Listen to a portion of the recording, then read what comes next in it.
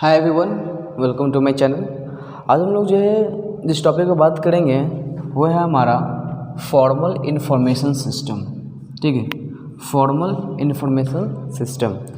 देखिए, formal information जो system है हमारा, और सिस्टम को जो है स्पेसिफिक जो हमारा क्लासिफिकेशन होता है उसके ऊपर जो डिवाइड किया गया है। मैं थोड़ा सा आपको बता देता हूँ ताकि आपको समझ में आ जाए कि फॉर्मल इंफॉर्मेशन सिस्टम कहाँ से आई है। ठीक है, तो जो हमारा सिस्टम होता है, ठीक है, जो आपका सिस्टम है on the basis of system, on the basis of यानी on the basis of organization, यानी जो हमारा ऑर्गेनाइजेशन होता है, ठीक है, on the basis of organization two types में डिवाइडेड है।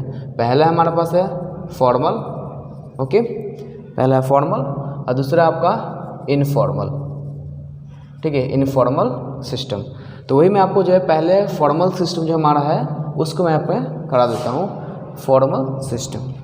ओके, तो देखिए फॉर्मल सिस्टम क्या कहती हैं। ऑल्दो बहुत अच्छी है, आपको जो इसको जो है जब तक ये सिस्टम अगर इंस्टीट्यूट में या कहीं पे भी अगर ये सिस्टम अगर किसी संस्था में या किसी जहाँ पर आप जो है कहीं पे भी काम कर रहे हो, जो आपका कंपनी है, आप जिस कहीं पे आपको सिस्टम अगर नहीं है, बिना फॉर्मल सिस्टम का काम नहीं होगा। ये बहुत ही जो है इम्पॉर्टेंट है।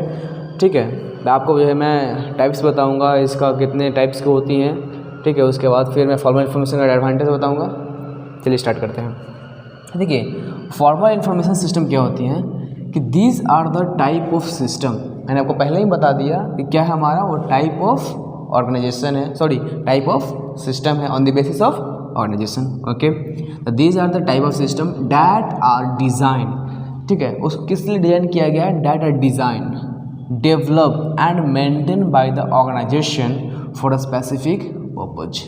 ठीक है, जैसे कि मैंने आपको बताया, वही जो हमारा मेन मुद्दा क्या है, जो आपका ऑर्गेनाइजेशन है उसमें जो डिज़ाइन किया गया, ऑर्गेनाइजेशन में हर एक तरह के कामें होती हैं। ठीक है, तो आप जो है उसमें फॉर्मल तरीक़े से कीजिएगा।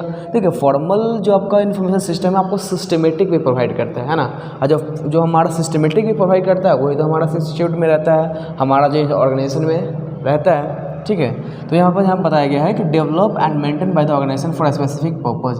जो भी स्पेसिफिक पर्पस होते हैं उसके लिए जो डेवलप किया गया है फॉर्मल इंफॉर्मेशन सिस्टम को। Okay, these are the usually structured and hierarchical with clear rules and procedures. ठीक है, ये कह रहा है कि जो फॉर्मल इंफॉर्मेशन जो सिस्टम होती है ना, वो पूरी तरह से स्ट्रक्चर्ड होती हैं। ठीक है, मतलब पूरी तरह से इसको इस तरह से ढंग से बनाया गया, मतलब पूरे स्ट्रक्चर से कि हाँ इसके बाद ये रूल्स आएंगे, इसके बाद ये रूल्स आएंगे, इसके बाद ये रूल्स आएंगे। ऐसा नहीं कि आपको जस्ट स्कैटर्ड वे में मतलब दिया गया है कि यहाँ पर कुछ नहीं होगा, यहाँ पर ये होगा, यहाँ पर ये होगा, ताकि आपको जो ऑर्गेनाइजेशन में अगर कुछ गलती हो जाए, ठीक है, ऑर्गेनाइजेशन में अगर कुछ कहीं पर भी कुछ फीचर्स को नहीं इंक्लूड किया गया तो वहाँ पर जो है दिक्कतें आ सकती हैं। उसी तरह से यहाँ पर जो है इसीलिए यूज किया गया स्ट्रक्चर्ड। ठीक है, एंड हायरार्किकल, मतलब हायरार्किकल का मतलब होता है एक बड़ा है छोटा, छोटा छोटा। मैं हायरार्किकल का मतलब कुछ इस तरह से, आप देखिए ज़रा आपको समझ में आ जाएंगे। हायरार्किकल का मतलब कुछ इस तरह से होता है। ओके, ये आपका जो है हायरार्किकल होता है।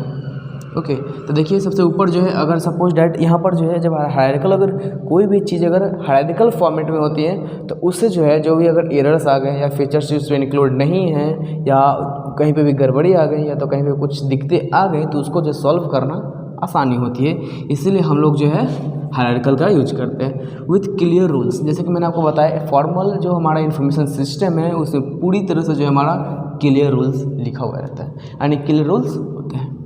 एंड प्रोसीजर्स, जितने भी उसमें प्रोसीजर्स भी होते हैं वो भी हमारा बिल्कुल एकदम क्लियर होते हैं। बात समझ में आई? अब देखिए जो फॉर्मल इन्फॉर्मेशन सिस्टम है उससे कुछ टाइप्स हैं। ठीक है, ये क्या हमारे पास है, टाइप्स। इसको मैं थोड़ा सा मिटा देता हूँ। ओके, तो देखिए जो फॉर्मल इन्फॉर्मेशन जो सिस्टम है उसका जो टाइप्स होता है। जैसे पहला है हमारे पास TPS, ट्रांजैक्शन प्रोसेसिंग सिस्टम। ठीक है, ये क्या करता है, इसको किस लिए डिज़ाइन किया गया, यानी जो हमारा TPS है ना, ट्रांजैक्शन प्रोसेसिंग सिस्टम, आखिर इसको किस लिए जो है इसको डिज़ाइन किया गया है, design to capture process and store the data. इसको किस लिए डिज़ाइन किया गया, कैप्चर करे, प्रोसेस करे एंड स्टोर करे डेटा को that is generated by the organisation day to day business. जो भी हमारा ऑर्गेनाइजेशन है ना, कोई भी हमारा अगर कंपनी है, ऑर्गेनाइजेशन है हमारा, उसका कैप्चर करे, जो भी चीज़ें हमारे पास जो डेली जो बिजनेस में हो रही हैं प्रोसेस करे उस चीज़ को और स्टोर करे डेटा को, है ना, फ्यूचर यूज के लिए। That is generated by the organisation day to day business. Okay. Second हमारे पास आती है MIS, मैनेजमेंट इंफॉर्मेशन सिस्टम।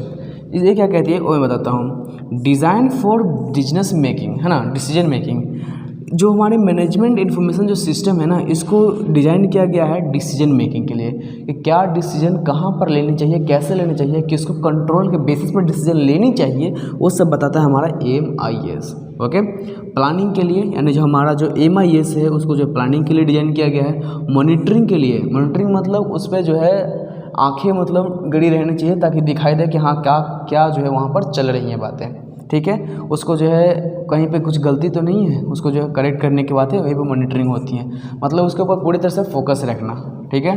उसके बाद रिपोर्टिंग, क्या रिपोर्ट वहाँ मतलब अगर कुछ गलती होगा तो उसको रिपोर्ट करने के काम भी हमारा MIS ही करता है। कोलैबोरेशन एंड एफिशिएंसी, ये जितने भी आपको जो है मैंने आपको बताया, रिपोर्टिंग हो गया, कोलैबोरेशन हो गया, एफिशिएंसी हो गया, ये सब जो हमारा जो डिज़ाइन किया गया है MIS पर, जो MIS के थोड़ा डिज़ाइन किया गया है, ठीक है।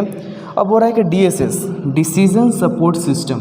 ये क्या करती है, इसको किस लिए डिज़ाइन किया गया है? डिज़ाइन फॉर रिस्क एनालिसिस, यानी जितने भी रिस्क एनालिसिस हमारा सिस्टम्स होती हैं, जो हमारे रिस्क एनालिसिस से जो प्रोसीजर्स होती हैं, उसको जो हैंडल करने के लिए हमारे पास DSS को किया गया है, यानी डिसीजन सपोर्ट सिस्टम को।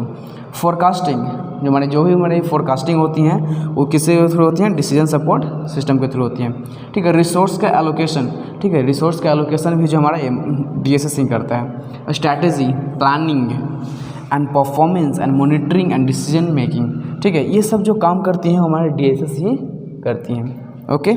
उसके बाद हमारे पास है EIS, एग्जीक्यूटिव इंफॉर्मेशन सिस्टम। ये क्या करती है, इसको किस लिए डिज़ाइन किया गया है? डिज़ाइन फॉर परफॉर्मेंस मॉनिटरिंग, जो भी आपका परफॉर्मेंस है उसको मॉनिटरिंग करने के लिए। स्ट्रैटेजिक, ठीक है, प्लानिंग एंड रिसोर्स एलोकेशन, ठीक है, इसके लिए जो है हमें EIS को, एग्जीक्यूटिव इंफॉर्मेशन सिस्टम को जो है डिज़ाइन किया गया है। ये सब जितने भी लिखे हुए इसके लिए, ओके। तो चलिए आपको जो है एडवांटेज इसका जो हमारा फॉर्मल इंफॉर्मेशन सिस्टम है इसका जो आपको एडवांटेज बताते हैं, ठीक है। हमको थोड़ा सा मिटाने का टाइम दीजिए।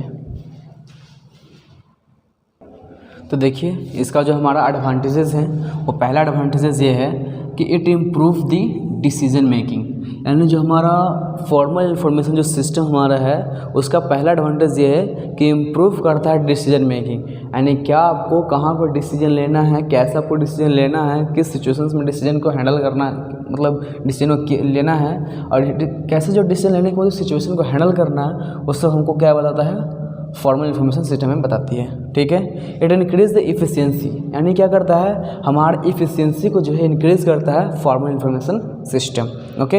It gives better resolution allocation, हमारे पास जो हमारा जो बेटर रेजोल्यूशन एलोकेशन है वो कौन देता है? Formal information system. It improve communications with in organisation, आपको जो ऑर्गेनाइजेशन है, ठीक है, उसमें जो कम्युनिकेशंस को जो इम्प्रूव करने का जो काम करता है वो हमारा फॉर्मल इंफॉर्मेशन सिस्टम है, ठीक है। तो ये था हमारा जो फॉर्मल इंफॉर्मेशन के बारे में कुछ बातें, ठीक है। Thank you so much for watching this video.